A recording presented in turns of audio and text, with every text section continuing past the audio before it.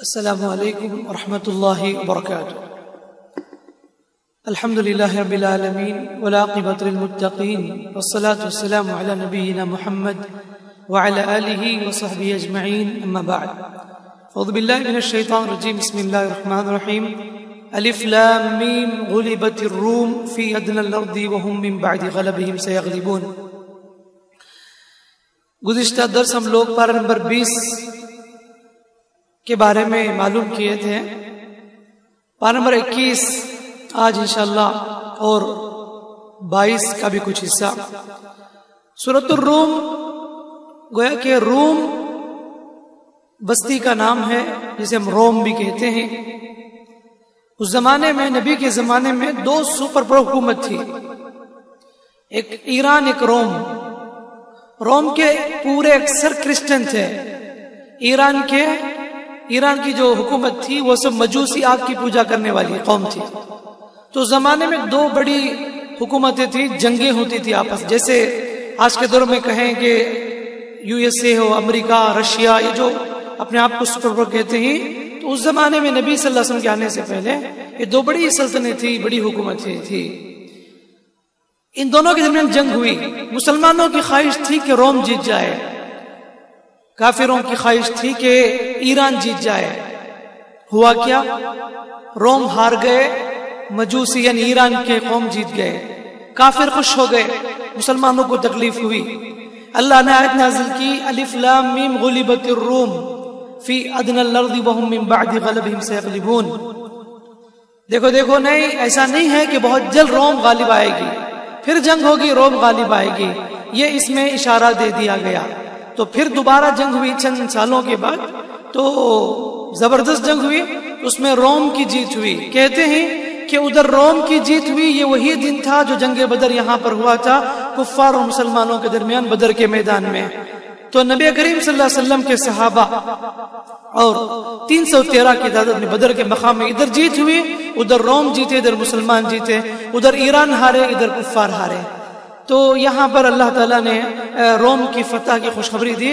یا اور بات ہے، اللہ کے نبی صلی اللہ علیہ وسلم خندق میں ایک چٹان پر وار کیے تھے تو روشنی نکلی، تو نبی نے خوشخبری سنائی کہ روم فتح ہونے والا ہے، یعنی روم مسلمانوں کے ہاتھ میں آنے والا ہے۔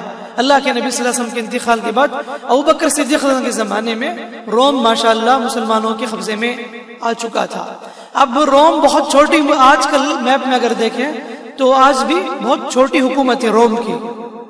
ویٹیکان جو کرسچنوں کی جو بہت بڑی مقدس جگہ سمجھی جاتی ہے وہ روم میں ہی ہے، ورنہ تو وہ زمانے میں روم اگر کہا جائے تو بہت بڑا علاقہ روم کی سلطنت تھی۔ آج تو بس چھوٹی بس ہے، ورنہ تو وہ زمانے میں الگ بات تھی۔ تو اللہ رب العالمین نے اس میں مسلمانوں کو بتایا کہ روم جیتنے والی ہے، اور اس میں اللہ تعالیٰ نے بہت ساری نشانیاں بتائی۔ اللہ کی نشانیوں میں سے یہ ہے کہ اس نے تم کو پیدا کیا مٹی سے۔ دوسری نشانی یہ ہے کہ تمہیں جوڑا جوڑا بنایا، کہا کہ لِتَسْكُنُوا إِلَيْهَا، تاکہ تم اس کے ذریعے سکون حاصل کرو۔ مرد کی اللہ تعالیٰ نے مرد کے لیے اپنی جائز خواہش پوری کرنے کے لیے عورت عطا کیا، اور بتایا کہ تمہارے درمیان الفت و محبت پیدا کی۔ یقیناً یہ میاں بیوی کے درمیان محبت ایسے نہیں آتی کہ شادی سے پہلے اجنبی، دونوں اجنبی، پتہ نہیں، لیکن جیسے ہی الحمدللہ میں نے قبول کیا، آدمی کہتا ہے نکاح کی محفل میں، اس کے بعد یہ غیر معمولی محبت اللہ تعالیٰ نے مرد کے دل میں اللہ تعالیٰ بٹھا دیتا ہے۔ 2 دن گزرتے نہیں، دونوں اتنے قریب ہو جاتے ہیں، اتنی محبت، ایک دوسرے کے لیے کچھ بھی کرنے کے لیے تیار ہو جاتے ہیں۔ اللہ کہتا ہے کہ یہ میاں بیوی کے درمیان محبت کس نے ڈالا؟ یہ بھی نشانی ہے، تم غور کرو۔ اور بتایا کہ یہ آسمان و زمین کی تخلیق، یہ تمہارا رنگوں کا اختلاف، کوئی کالا ہے، کوئی گورا ہے، کوئی سانولا ہے، یہ بھی نشانی ہے۔ یہ سب اللہ تعالیٰ ہمیں نصیحت کرتا ہے کہ تم اس پر غور کرو۔ اور آسمان سے بارش کا ہونا، بجلی کا چمکنا، ہواؤں کا چلنا، یہ سب چیزیں تم کیوں غور نہیں کرتے؟ تو اللہ تعالیٰ کی جو قدرت کی نشانیاں ہیں، ہم میں سے ہر ایک کو چاہیے کہ ان پر غور کرے۔ آج کل میں نے پہلے بھی کہا کہ بڑے بڑے سائنٹسٹ ریسرچ کرتے ہیں، یہ اور بات ہے کہ وہ اللہ کی معرفت حاصل نہیں کرتے اتنا رہ کر بھی. تو ہمیں اللہ تعالیٰ کی کتابیں ہمیں دی گئی ہیں اور نبی کی تعلیم ہے، ایسے میں ہر ایک کو غور کرنے کی ضرورت ہے اللہ تعالیٰ کی دی ہوئی نعمت پر. اور بتایا آگے ظہر الفساد فی البر والبحر بما کسبت ایدی الناس، کہ خشکی میں بھی سمندر میں بھی فساد برپا ہو گیا لوگوں کی گناہوں کی وجہ سے. تو یہ جو آفتیں آ رہی ہیں، آزمائش آ رہی ہیں، اللہ کہتا ہے کہ تمہارے عمل کا نتیجہ ہے، تمہارے کرتوت ایسے ہیں جس کی وجہ سے تم پر اتنی آزمائش. تو یقیناً اللہ حفاظت کرے کہ گزشتہ سال بھی کس قدر آفات سے دوچار ہوئے، بارشیں، کتنے گھر جنا منہدم ہوئے، کتنے لوگ تڑپ گئے، ترس گئے کھانے پانی کے لیے. رات پلیٹ فارموں میں بھی، کئی مسجدوں میں سو کر گزارے تھے. کبھی زلزلے آئے، جھٹکے، کتنے جھٹکے، ایسی بہت ساری آفتیں، کورونا وبا، یہ سب چیزیں ہیں. اللہ حفاظت کرے. آنے والا دور کیسا آئے گا پتہ نہیں ہے. اس میں ہمیں اپنے آپ کو بدلنا ہے بس، ورنہ تو بس بولنے سے کچھ نہیں ہوتا. میں اپنے آپ کو بدلوں، آپ اپنے آپ کو بدلیں. گناہ ہی تو توبہ کرے، معافی مانگے. اللہ تعالیٰ تبھی جو نا یہ مسائل حل کر سکتا ہے، ورنہ صرف میں پہلے بھی کہ لمبی تقریر کرنے سے کچھ نہیں ہوتا، جب تک کہ اپنے آپ کو بدلنے سے ہوتا ہے. اپنے آپ کو بدلنے کی ضرورت ہے. استغفار کثرت سے کریں. اللہ تعالیٰ ہمارے معاملات کو آسان فرمائے، اللہ رحم کا معاملہ کرے. اس کے بعد کہا اللہ الذی خلقکم من ضعف، اللہ نے تمہیں کمزور پیدا کیا، پھر کمزوری کے بعد طاقت دی، پھر طاقت کے بعد پھر کمزور کر دیا اور بوڑھا بنایا. تو انسان کی زندگی کس قدر جنا عجیب ہے. شروعات بھی کمزوری سے، اختتام بھی کمزوری سے. ماں کے پیٹ سے باہر نکلتا ہے تو کمزور، وہ محتاج ہوتا ہے ماں کا، کھا نہیں سکتا، کھلانا پڑتا ہے، پی نہیں سکتا، پلانا پڑتا ہے. اس کے بعد جوانی، اس کے بعد لڑکپن، جوانی ہوتے ہوتے اللہ کہتے ہیں ہم آخر پھر کمزور کر دیتے ہیں اور بوڑھا بنا دیتے ہیں. تو یہ زندگی کا سرکل ہے. جیسے کمزوری سے شروع ہوئی، اختتام بھی کمزوری سے ہوتی ہے. جیسے 6 مہینے کا گود کا بچہ کس قدر محتاج ہوتا ہے، ویسے ہی کمزوری میں، بڑھاپے میں 90 سال کا بوڑھا بھی وہ بھی محتاج ہوتا ہے. کھا نہیں سکتا، اسے کھلانا پڑتا ہے. پی نہیں سکتا، اسے پلانا پڑتا ہے. نہا نہیں سکتا، اسے نہلانا پڑتا ہے. حتیٰ کہ اپنا قضائے حاجت، استنجا بھی وہ صاف نہیں کر سکتا، اسے صاف کرنا پڑتا ہے. کتنی حقیقت دیکھیے. اللہ اکبر. یخلق ما یشاء، وہ جو چاہے پیدا کرتا ہے. وہ العلیم القدیر، وہ جاننے والا، خود رکھنے والا ہے. یہ اور بات ہے. اللہ کے نبی صلی اللہ علیہ وسلم ارذل عمر سے پناہ طلب کرنے کا حکم دیا. اللہم انی اعوذ بک من ارذل العمر، اللہ میں تجھ سے ارذل عمر، ایسی عمر جس میں آدمی دوسروں کا محتاج ہو. میں پہلے بھی کہہ چکا ہوں، آج کے دور میں بہت کم ایسی اولاد ہوگی جو اپنے ضعیف بوڑھے ماں باپ کو دیکھنے والی ہوگی، خدمت کرنے والی ہوگی. ورنہ تو کسی رشتہ دار کے پاس چھوڑ کے آ گئے. تم دیکھ لو، یہ جب تک ہی ہمارے گھر میں بہت تکلیف ہے، ان کی وجہ سے ہماری زندگی خراب ہو رہی ہے. کیا کیا واقعات نہیں میرے بھائی. اللہ اکبر. کیسا دل آتا معلوم نہیں ہے لوگوں کو.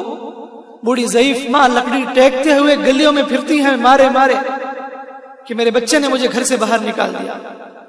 کبھی بوڑھا باپ پلیٹ فارم میں زندگی گزارتا ہے.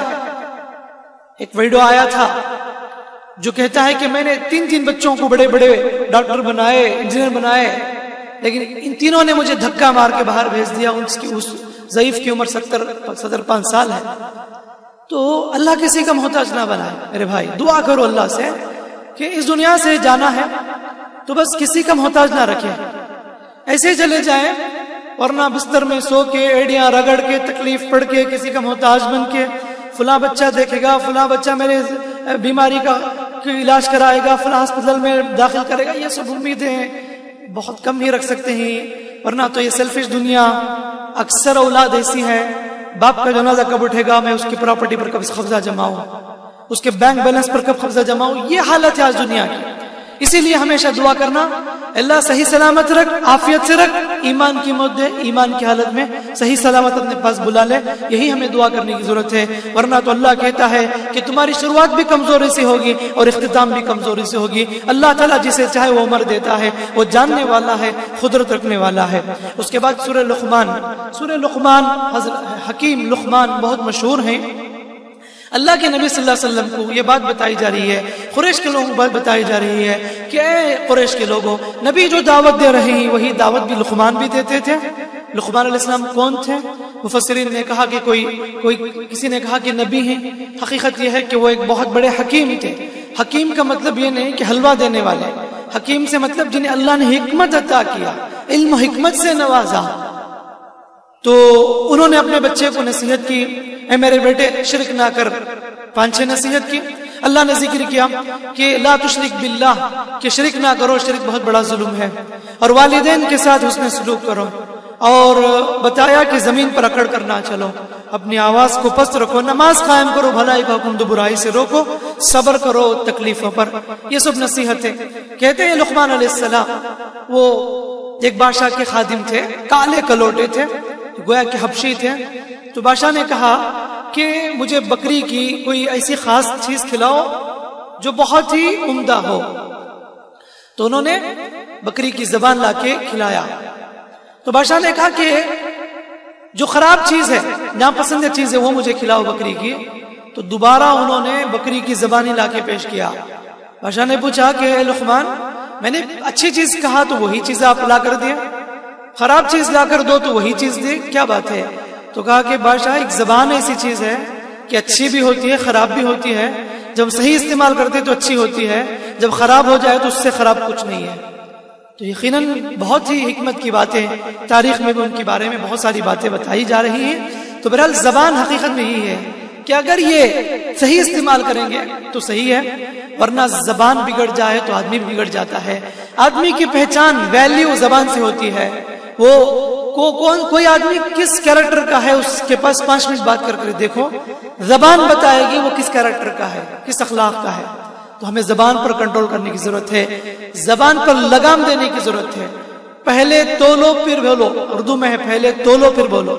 کیا بولتے ہیں سوچ سمجھ کر بولو، ورنہ تو بولنے کا بول دیتے، بعد میں سامنے والے کے دل کو تکلیف ہوتی، اس کے دل توڑ دیتے، بعد میں معافی مانگتے. ایسا نہیں ہونا چاہیے. تو یہ لقمان علیہ السلام نے ہی کہا کہ زبان سب سے اچھی بھی ہے، زبان سب سے خراب بھی ہے. اور اس کے بعد اللہ تعالیٰ نے مختلف نشانیوں کا ذکر کیا اور آخر میں بتایا کہ اللہ تعالیٰ کے پاس علم ہے قیامت کا، بارش کب آئے گی اللہ کو معلوم ہے، اور ماں کے پیٹ میں کیا ہے وہ بھی اللہ جانتا ہے. آدمی کل کیا کمائے گا اس کو معلوم نہیں، اللہ کو ہی معلوم ہے. اور کس زمین میں آدمی کی موت آئے گی انسان کو معلوم نہیں ہے. یہ بھی کتنی بڑی حقیقت ہے. اللہ اکبر. اللہ نے چھپا کے رکھا ہے کس کی موت کب آنی ہے، کس وقت آنی ہے، کس حالت میں آنی، کہاں آنی ہے. یہ سب چیزیں لکھ دی گئی ہیں. اگر انسان کو معلوم ہوتا کہ فلاں جگہ میری موت آئے گی، نہیں جائے گا انسان. ہاسپٹل میں جا کے مرنا ہے، اس کی موت آئے گی، کوئی بھی ہاسپٹل میں ایڈمٹ نہیں ہوگا. اللہ نے چھپا کے رکھا ہے.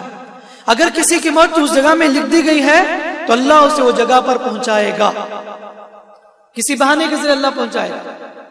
تو اس کی موت وہاں پر لکھ دی گئی ہے. کوئی حادثے میں مرنا ہے، اسے اللہ تعالیٰ سفر کرنے کا اس کے دل میں ارادہ کرے گا، ڈالے گا، اور وہ آدمی سفر کرے گا، حادثے کا شکار ہو جائے گا. کسی کو فلیٹ گر کے مرنا ہے تو فلیٹ میں ہی پھٹ کے مر جائے گا. تو یہ سب چیزیں ہیں نا، ہم لوگ بس بیکار کے خیالات تھیں. وہاں گئے تو وہاں نہیں جانا تھا، جانے سے انتقال ہو گئے، وہ سفر کرنا نہیں تھا، یہ کھانا نہیں تھا. یہ سب چیزیں دل کو تسلی کے لیے، ورنہ تو جس کو جس حالت میں موت لکھ دی گئی وہ آ کر رہے گی. کسی کے اندر بھی طاقت نہیں اسے ٹالنے کی. 1 سیکنڈ بھی آگے نہیں بڑھ سکتے، پیچھے بھی نہیں ہٹ سکتے. حتیٰ کہ فرشتے کو بھی اختیار نہیں ہے کہ وہ ٹائم کچھ ڈیلے کر سکتے یا پہلے نکال سکتے. روح کو اللہ جس وقت جس جگہ پر لکھ دیا ہے وہ موت آ کر رہے گی.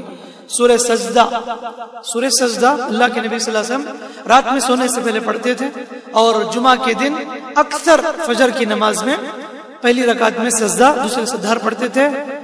اور یہ واجب نہیں ہے، پڑھنا چاہیے. امام کو چاہیے کہ کبھی کبھی چھوڑے تاکہ پبلک کو معلوم ہو کہ پڑھنا کمپلسری نہیں ہے. ٹھیک ہے، تو پڑھنا چاہیے، لیکن اگر نہیں پڑھتا ہے تو کوئی گنہگار نہیں ہوتا.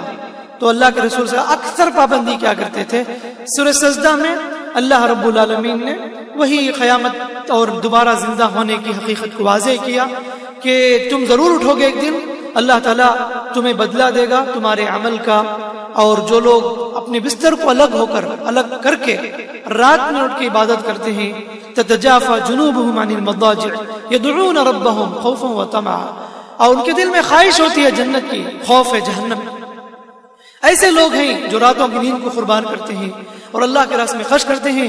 فلا تعلم نفس ما اخفي لهم من قرة اعين, کسی بھی نفس کو معلوم نہیں ہے اللہ آنکھوں کی ٹھنڈک کو چھپا کے رکھا ہے جنت کو. کوئی آنکھ نہیں دیکھی, ما لا عین رات ولا اذن سمعت, نبی نے کہا کسی آنکھ نے نہیں دیکھی اس نعمت کو. سبحان اللہ, ہم نے جنت کو نہیں دیکھا لیکن خواہش ہے, تڑپ ہے, ہونی بھی چاہیے. ہم نے جہنم کو نہیں دیکھا لیکن ڈر ہے, خوف ہے, ہونی بھی چاہیے. کسی مومن کے دل میں خوف اور خواہش دونوں جمع ہو جائے وہ کامیاب ہے. موت کے وقت ایک صاحب انتقال ہو رہے تھے, نبی صلی اللہ علیہ وسلم کے سکرات شروع ہونے والی تھی. پوچھا کیا محسوس کرتے ہو؟ کہا کہ اللہ کے رسول خوف بھی ہے خواہش بھی ہے. اچھا, خوف اللہ کا خوف, اللہ مجھے پکڑے گا زندگی میں جو میں نے گناہ کیے. خواہش اس بات پر ہے کہ میں کچھ عمل کیا ہوں, مجھے امید ہے اللہ تعالیٰ مجھے معاف بھی کرے گا, مجھے جنت دے گا. نبی فرماتے اس کیفیت کے ساتھ تم جو انتقال ہو رہے ہو یہی موت کے وقت آخر تک بھی ہے تو تم جنتی ہو. تو ایک مومن کو ہمیشہ یہی کیفیت ہونی چاہیے, اللہ کا خوف بھی ہونا, اللہ رب العالمین کی محبت بھی ہونا, 50-50 بیلنس مینٹیننس کرنا. ایسا نہیں کہ ہمیشہ سوچتے بیٹھ جائے اللہ مجھے معاف نہیں کرے گا, میں بڑا پاپی, میں جہنمی, میں مرنے والا ہوں, میں پھنس گیا, میں اٹک گیا. نہیں, اللہ جہاں عذاب علیم کا ذکر کرتا ہے تو وہیں غفور رحیم بھی ہے, الرحمن الرحیم بھی ہے.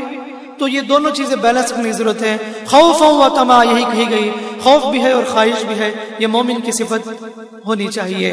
اور اس کے بعد سورۃ الاحزاب جس میں ہمیں بہت ساری باتیں بتائی جا رہی ہیں.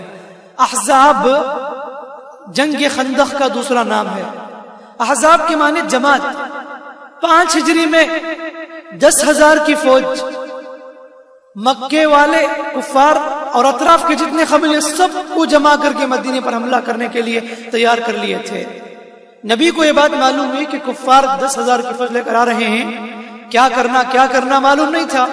سلمان فارسی رضی اللہ عنہ جو اسلام قبول کیے تھے ابھی اس وقت, تو انہوں نے کہا کہ اللہ کے رسول میں نے ایران میں دیکھا ہے کہ بادشاہ اپنے آپ کو پروٹیکٹ کرنے کے لیے, قلعہ کو حفاظت کرنے کے لیے اطراف میں گڑھا کھود دیتے, خندق کھود دیتے ہیں. تو نبی کو یہ مشورہ پسند آیا تو نبی بھی اور صحابہ بھی مل کر بہت بڑا خندق کھودے تاکہ دشمن اندر نہ آئے. تو یہ خندق تیار ہو چکا تھا. تو یہ 10,000 کی فوج آ کر پریشان ہو گئی, ارے کیا بھائی اتنا بڑا گڑھا ہم نے اب تک نہیں دیکھا, عرب کے لیے نئی چیز تھی. تو یہ لوگ وہیں پر قیام کرتے رہے, بہت لوگ کوشش کے اندر آنے کی نہیں ہو سکا.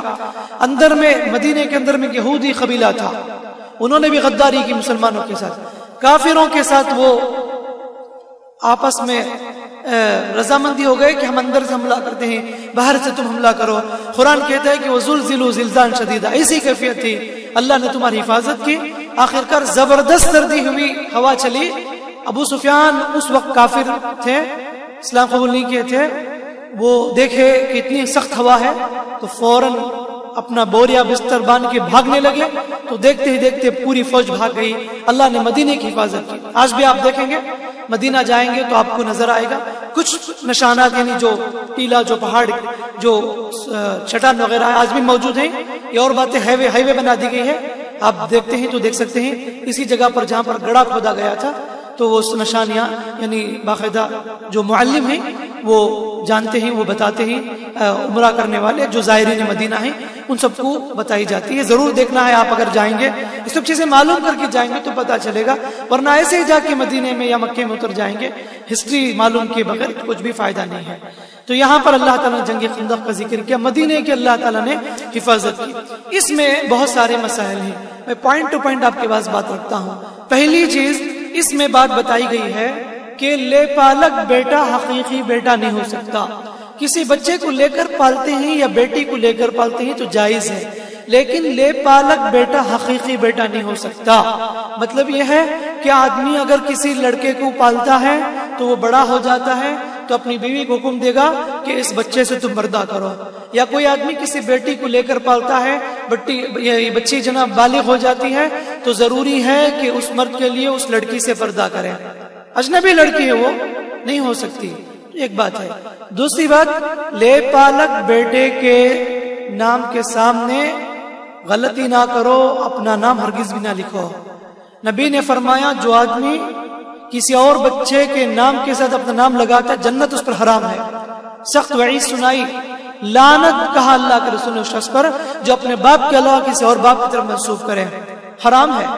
تو لہذا رجسٹر میں, اٹینڈنس میں, آدھار کارڈ جو بھی ہے گورنمنٹ کی, ان سب میں ہرگز بھی غلطی نہ کرو, اپنا نام لکھ لے پالک بیٹے کے.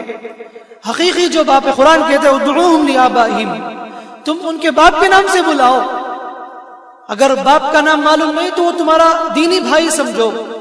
کسی بھی صورت میں تمہارے لیے جائز نہیں ہے کہ تم لے پالک بیٹے کے نام کے پاس تمہارا نام لکھ لو, ورنہ تو ہوتا بھی ہے, لوگ اکثر اس کا خیال نہیں کرتے. کسی بچے کو لے کر پالتے ہیں اور اپنا نام لگا لیے, آدھار کارڈ میں بھی, ریشن کارڈ میں بھی, سب میں بھی اپنا نام لگا. غلط ہے. اگر ہے تو ممکن ہو تو اسے بدلنے کی کوشش کرو, ورنہ تو اللہ سے معافی مانگو. ایک بہت بڑی غلطی ہے, بہت بڑا گناہ ہے, جنت ہی حرام کر دیا اللہ کے رسول نے. یہاں تک سخت وعید بتائی ہے. اور دوسری بات, یہاں پر ایک دوسری بات بتائی گئی کہ نبی کی بیویاں تمہاری مائیں ہیں, یعنی جیسے تم اپنی ماں کے ساتھ عزت و اکرام کے ساتھ پیش آتے ہو ویسے نبی کی بیویوں کے ساتھ بھی عزت و اکرام کے ساتھ پیش آؤ, انہیں اچھے الفاظ سے یاد کرو. اور دوسری بات, نبی کی بیوی سے نکاح حرام ہے, جیسے اپنی حقیقی ماں سے نکاح حرام ہے, نبی کے انتقال کے بعد نبی کی بیویوں سے کوئی بھی شادی نہیں کر لے سکتا. یہ بھی اللہ نے صاف بتا دیا. تیسری بات, یہاں پر عورتوں کو تعلیم دی گئی کہ اے عورتوں, تم اپنی آواز کو پست رکھو, بولتے ہوئے اجنبی مردوں سے بات نرمی سے بات مت کرو, سختی سے بات کرو. اگر بات کرنا ہی ہے تو نرمی لہجہ اختیار نہ کرو, ورنہ سامنے والے کے دل میں کچھ نہ کچھ خرابی پیدا ہو سکتی ہے, اس کا دل میں کچھ غلط خیالات ہو سکتے ہیں.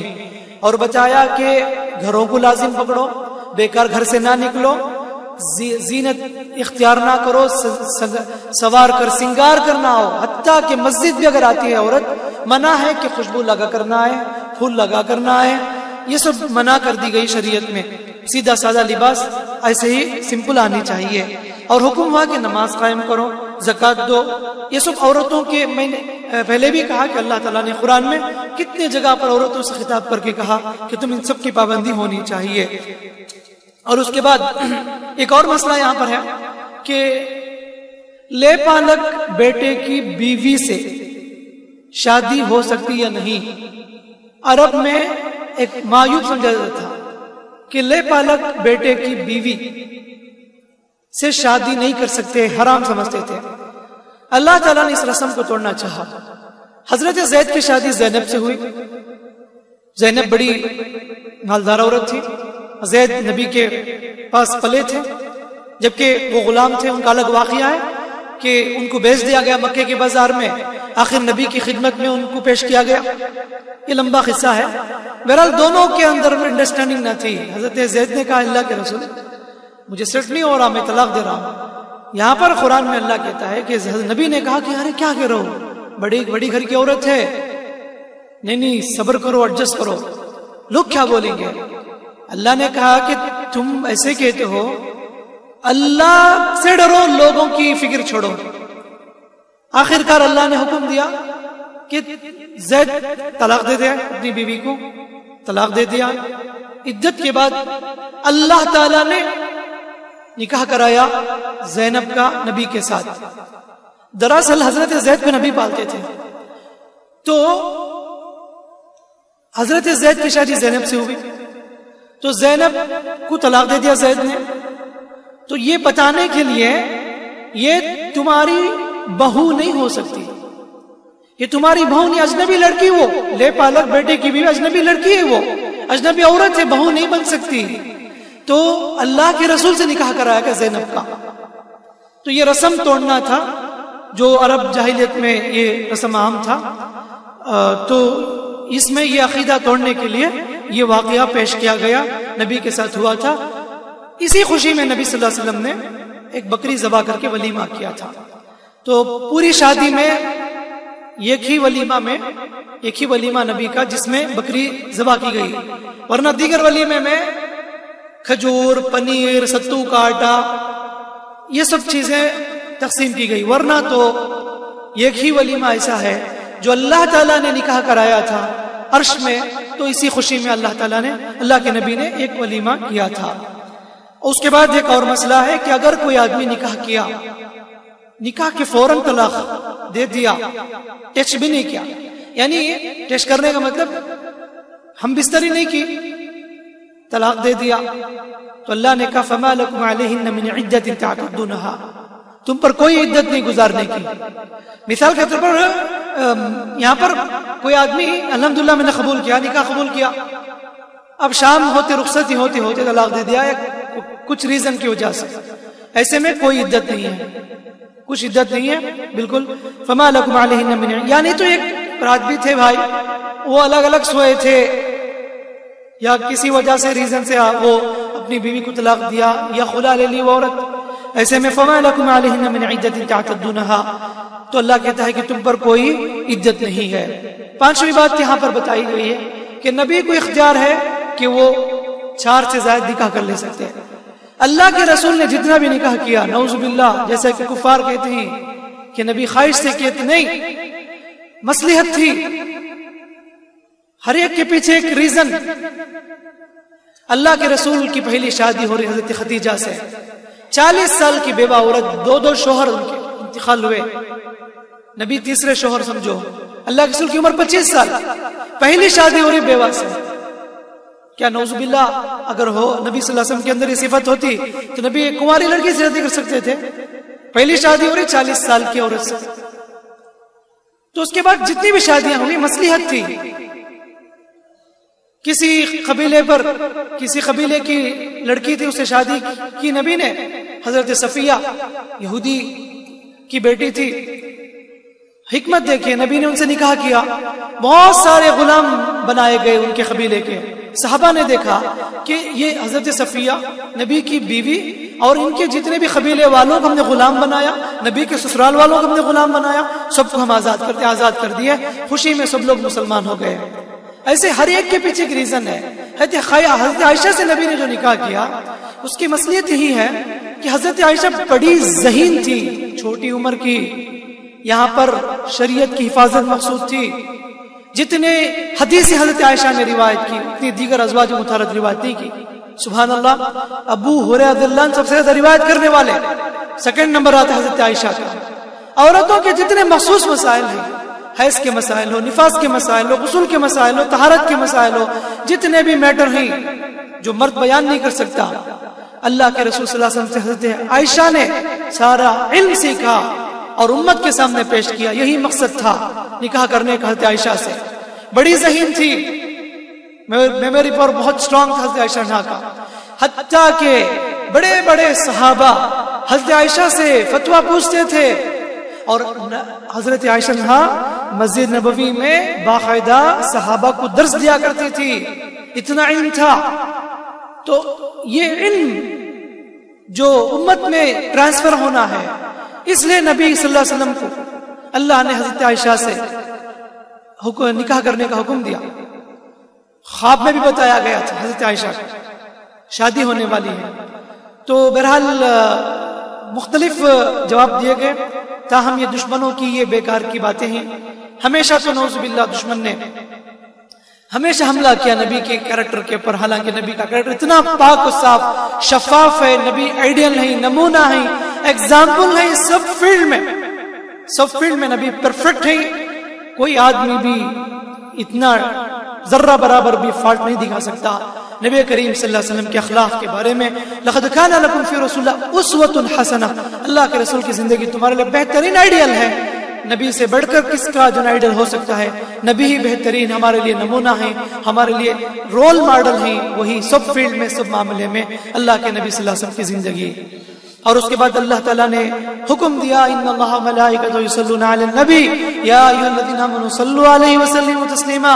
اللہ کے فرشتے بھی رحمت کی دعا کرتے ہیں. اللہ رحمت نازل کرتا ہے محمد صلی اللہ علیہ وسلم پر. اے مومنو تم نبی پر درود و سلامتی بھیجا کرو. تو کثرت سے درود بھیجیں. نبی کا نام آتے ہی صلی اللہ علیہ وسلم پڑھا کرے.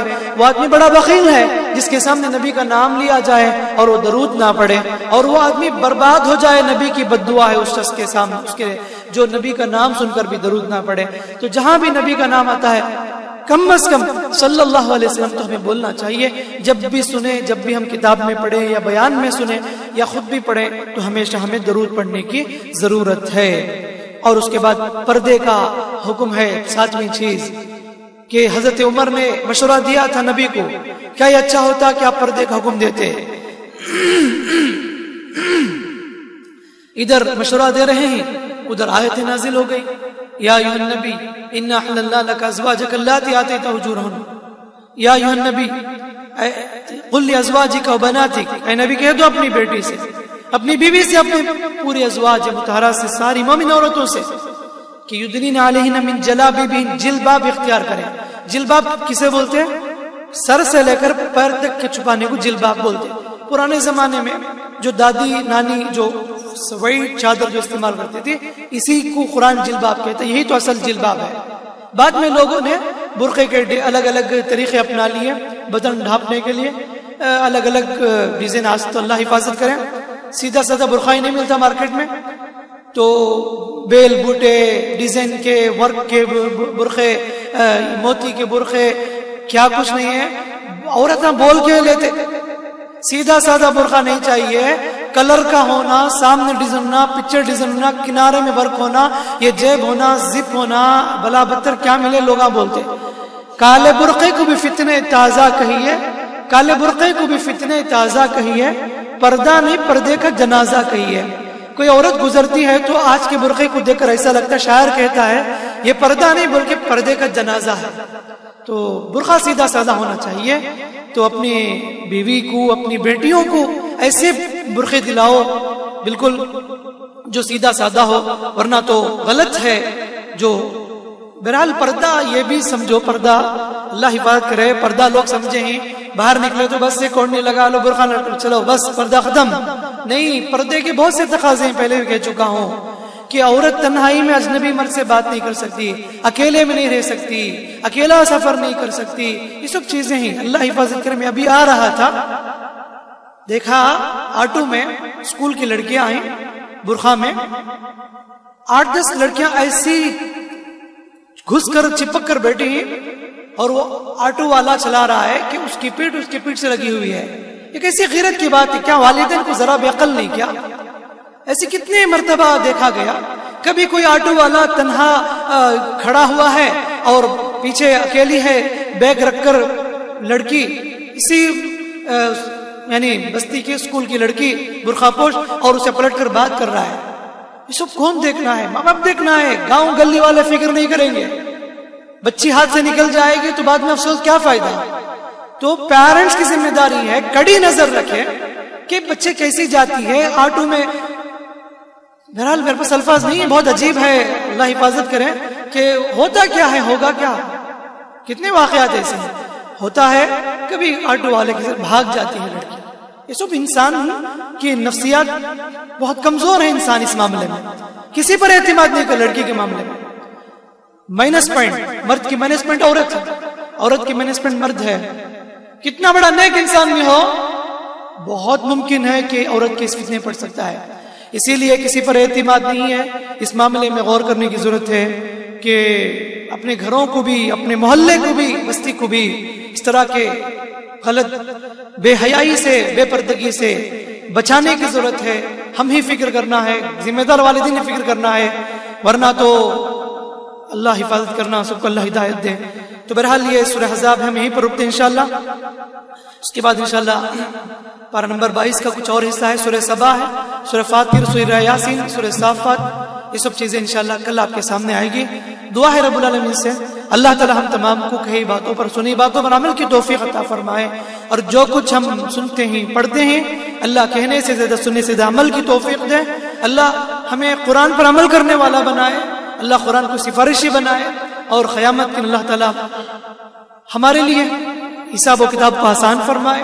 اللہ ہم سب کو خاص کر کے ماہ مبارک میں ہمارے لیے مغفرت کا پروانہ لکھ دیں، اللہ ہمیں جنت میں داخل فرمائے، آمین۔ وآخر الدعوانا الحمد للہ رب العالمین، سبحانک اللہم وبحمدک، اشہد ان لا الہ الا انت، استغفرک۔